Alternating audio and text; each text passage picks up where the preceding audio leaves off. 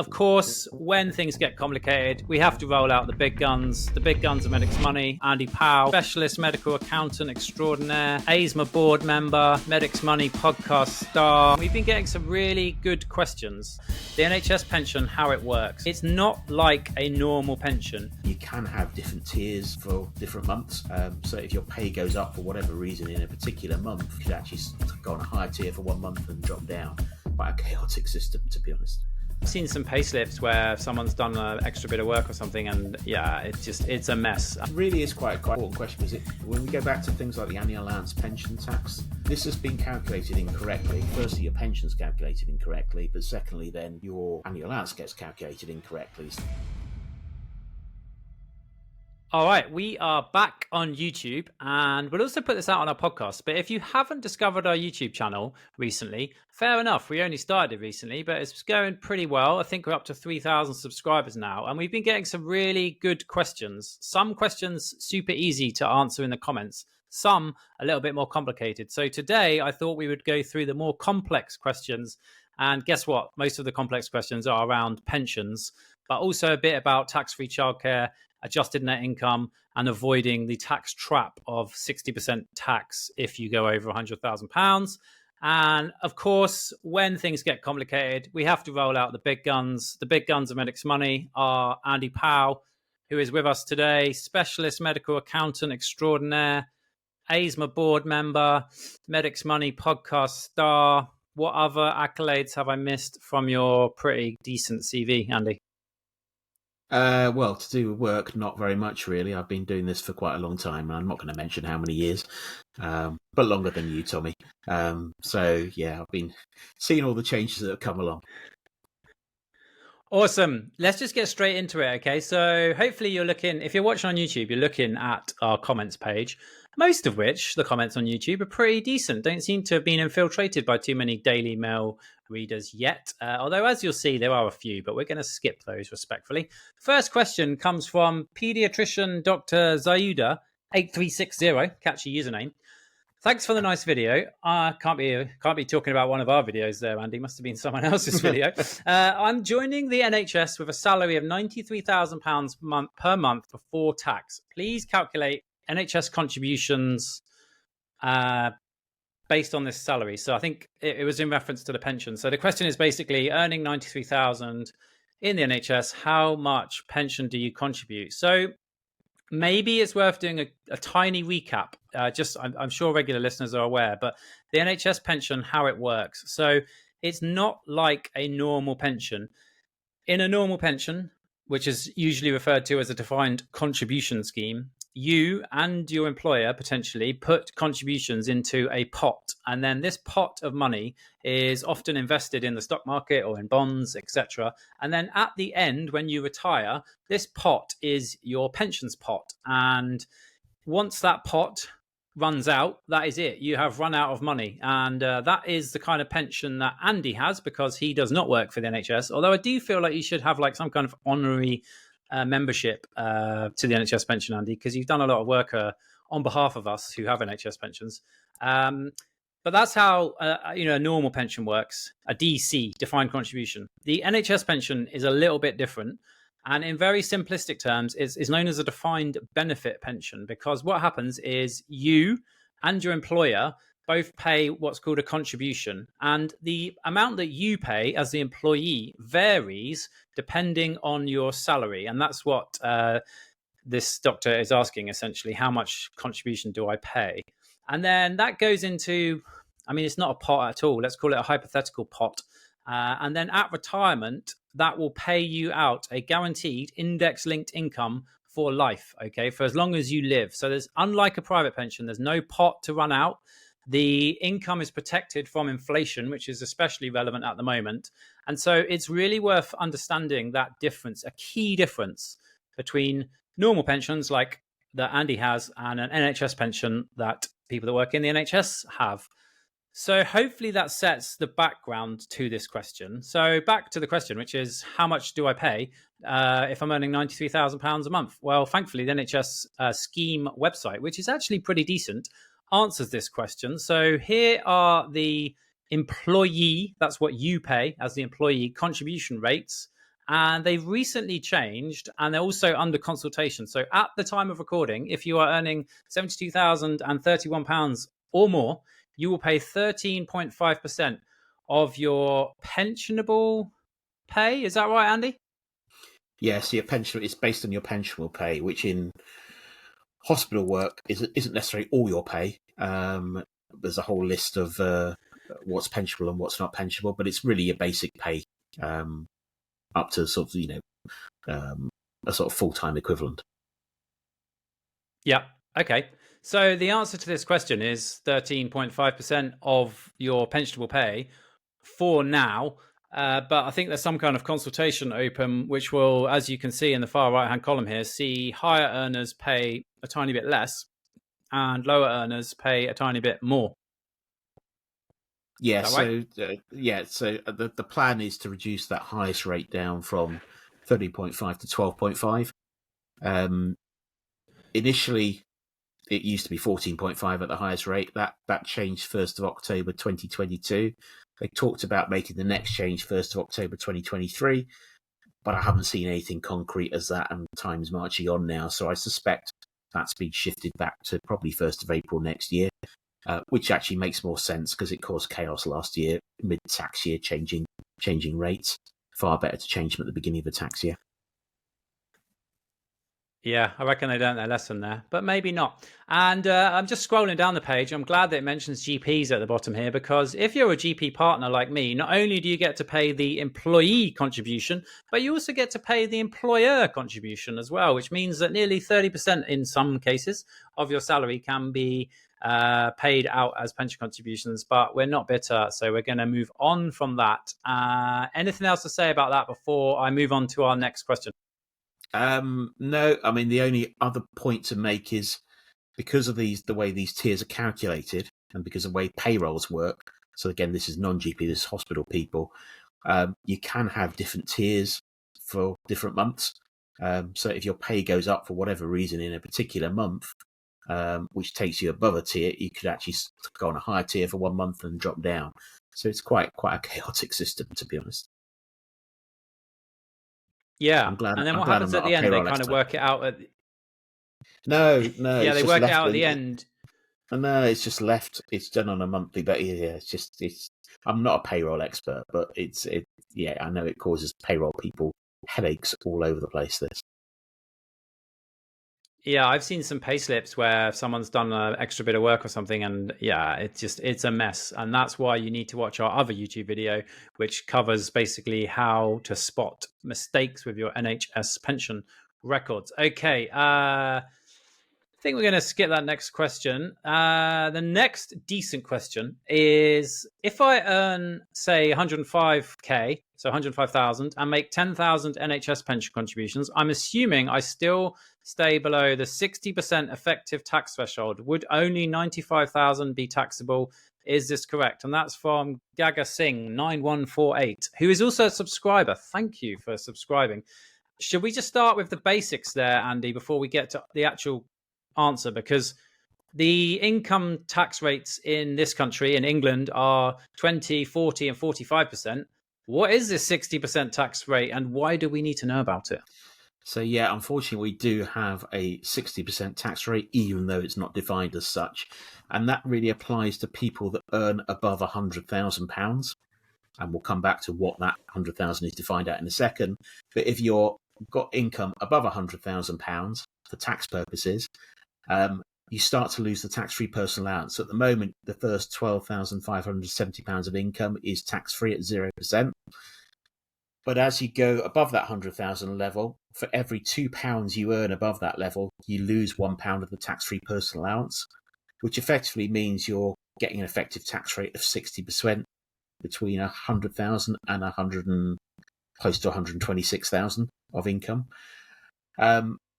which is what this is about. Now, what is income for this purpose? Income for this purpose is obviously your gross pay, overtime, GP profits, things like that. But you can then make various deductions off that. And the deductions you can make are pension contributions.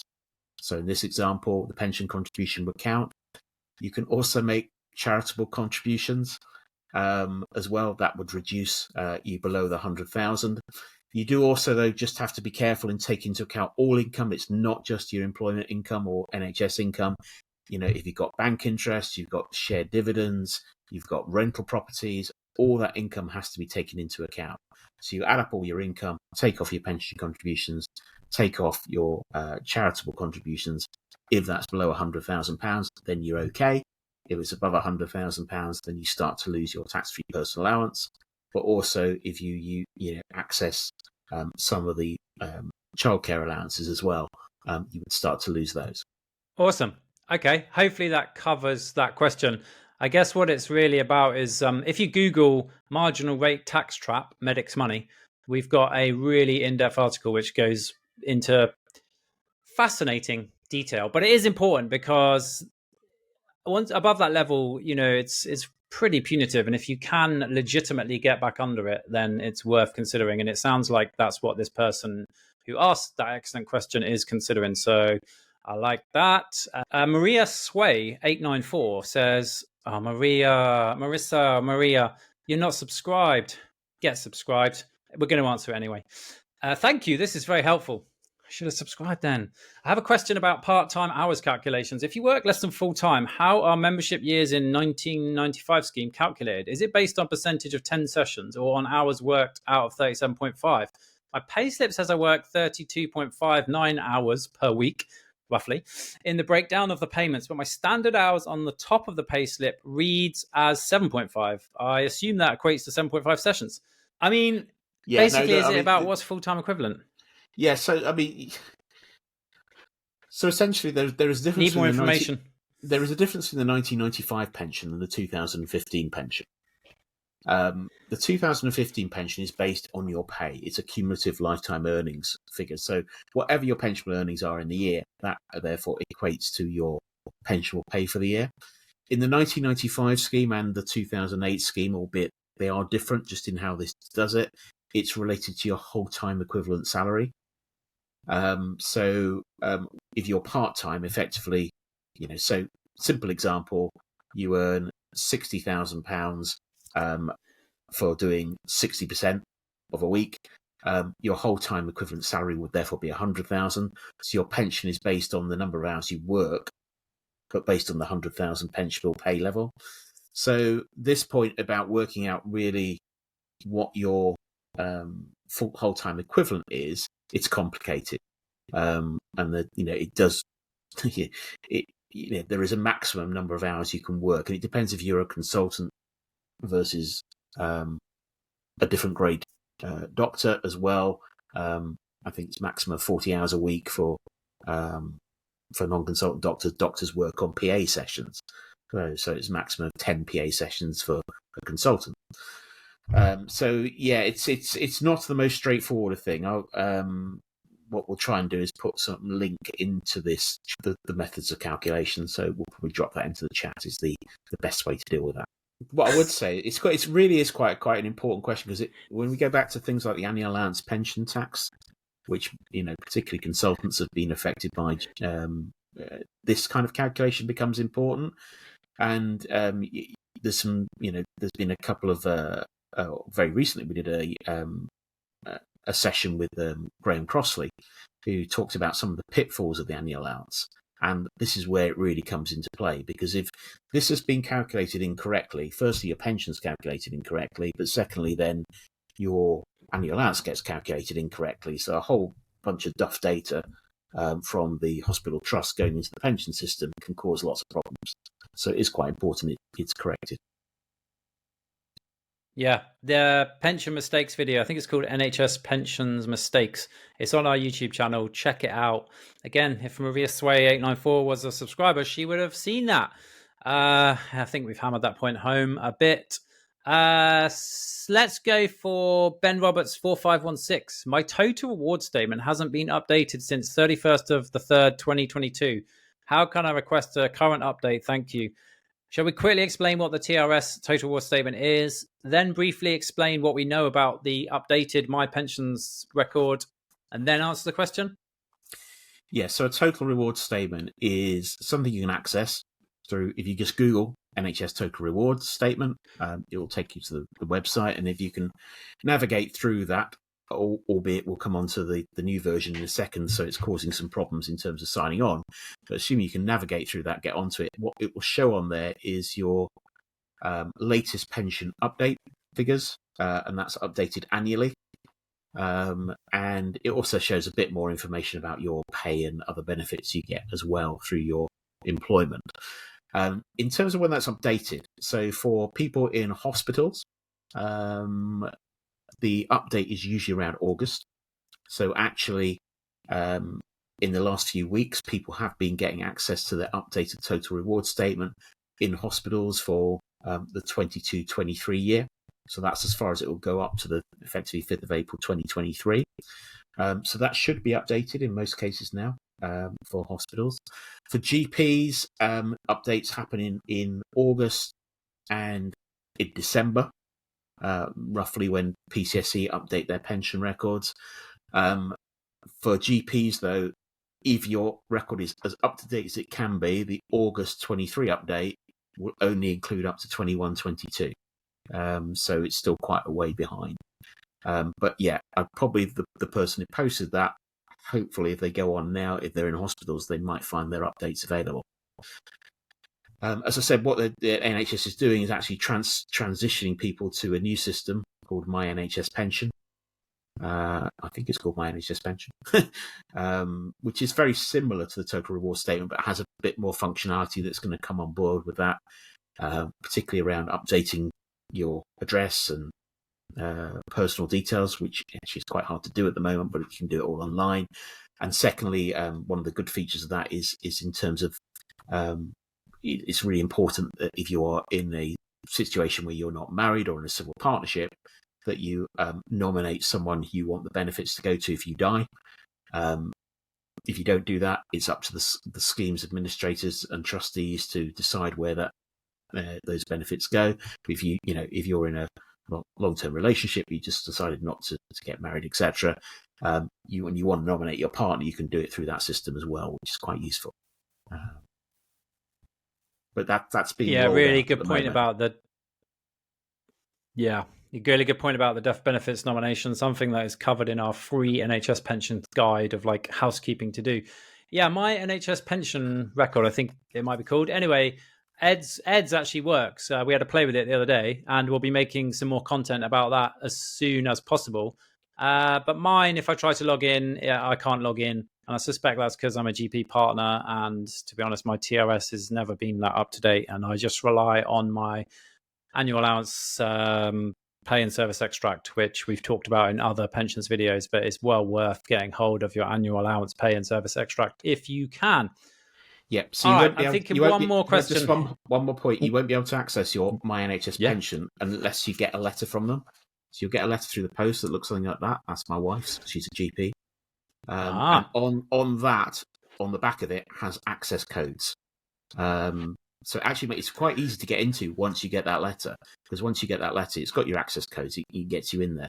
And as I said, they're rolling those out at the moment. Well, where's my letter? Because they're rolling it out to people that have struggled to get access to total reward statements, and I've never been able to access my wife's, so I was quite pleased when that arrived.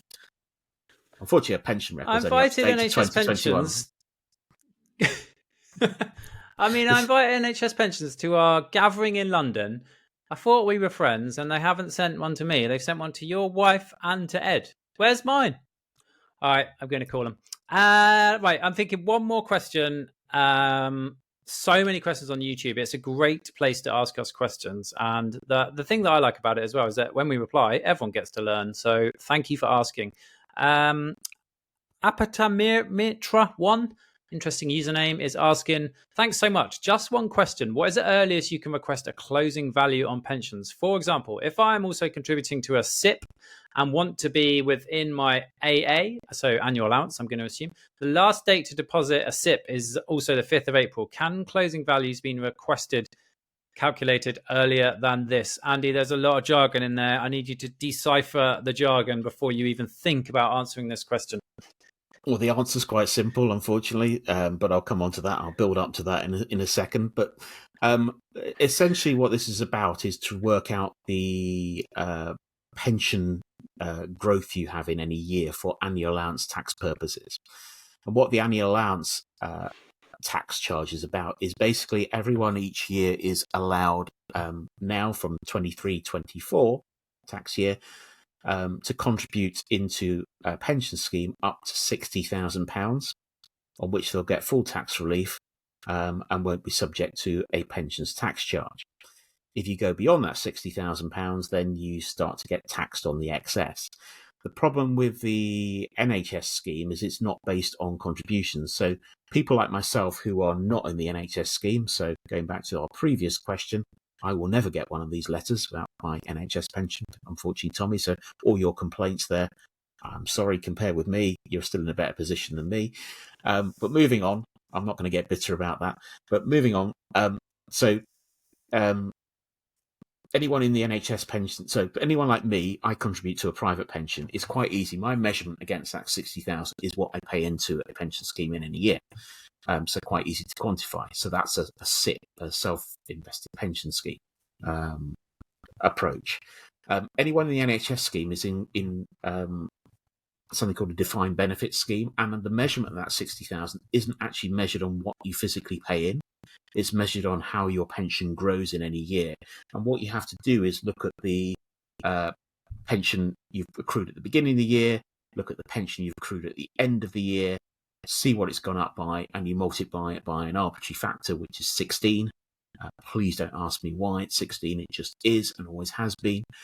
And that gives you your growth. So if your pension went up by an amount of let's say £1,000, because I can do the maths. Beginning of the year was 0, end of the year was 1,000. It's gone up by £1,000, multiplied by 16. You've got 16,000 of growth to measure against this 60,000 allowance. So in that scenario, you still got another 44,000 of availability to make other pension contributions, which is where this question comes in. So this question comes in is to someone who wants to try and use their 60,000 allowance, some of which goes against the NHS and some of which goes against a private pension. The problem is it's quite hard to define actually how much is going to go into the NHS pension, because you only ever get that actual information way after the tax year is finished. You're not going to get it before the 5th of April. So all you can then do is rely on some form of estimate that you can do. Now, the good news is that from April 23 onwards, subject to you to having an up-to-date pension record, then the ability to estimate it has become a lot easier, because there's been some other changes in the pension scheme and to do with the annual allowance calculation, which have made it an actual lot more logical in terms of how you calculate it. But that said, there are still anomalies that can cause growth, so it is quite hard to do. In that scenario that we've got, my answer is no. You can't get a closing value for your NHS pension before the end of the tax year. That is impossible. You do have to rely on estimates, and as such, you probably do need to take some specialist financial advice to assist you with that. 100%. I like what this person's trying to do, which is essentially maximize the amount that they can contribute into their pension, because that's an incredibly tax efficient way to save for retirement and some of the other questions that we talked about earlier about not avoiding the 60% marginal rate tax trap. This is a pretty good way to do it. But this person really ought to be getting expert advice, because an expert advisor, like the ones on Medix Money, can actually take your numbers, put them in some kind of fancy spreadsheet and sort of predict reasonably accurately, unless you're a GP, then, everything varies. Although you could assume your profits are going to go down this year, I think, if you're a GP. But yeah, they can predict and give you an idea of how much you could contribute. But if you're working this out yourself, whoa, that's a bit scary. Or is that unfair? Yeah, I subject to some bits. I can never say I know 100% of everything about the NHS pension, but I know quite a lot about it, certainly in the high 90s. But there are, the calculation can be very complex, particularly if you're in, say, the 1995 scheme historically, you're in a hospital post, if your salary goes up, or indeed your pension pay goes up, that could cause a spike in your 95 growth. 2015 growth is quite easy to calculate.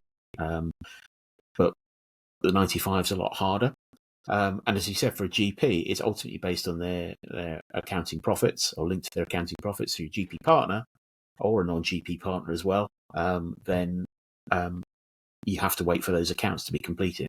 So it's quite difficult. Awesome. Okay, thanks so much for that, Andy. Keep your questions coming in YouTube.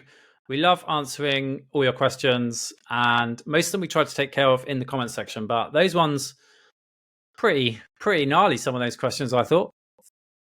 Yeah, I'm off to go and find the BMA guidance on the whole time equivalent. That's that's the complicated bit. Yeah, definitely. But it sounds like that person's in, well, they said they're in the 95. So yeah, so they definitely need to that. Okay, brilliant. Got any questions? Drop them in the YouTube comments. If you're not subscribed, you've already seen what happens to our question answering ability if you're not subscribed. Maria wasn't subscribed. All we can do is signpost her to the BMA guidance. But if you've subscribed, maybe we could have, I don't know, racked our brains a bit harder. I'm joking, of course. Thanks so much. See you on the next episode. And if you're listening on the podcast, check out our YouTube channel. It's going all right. See you there. Cheers, Andy. Bye.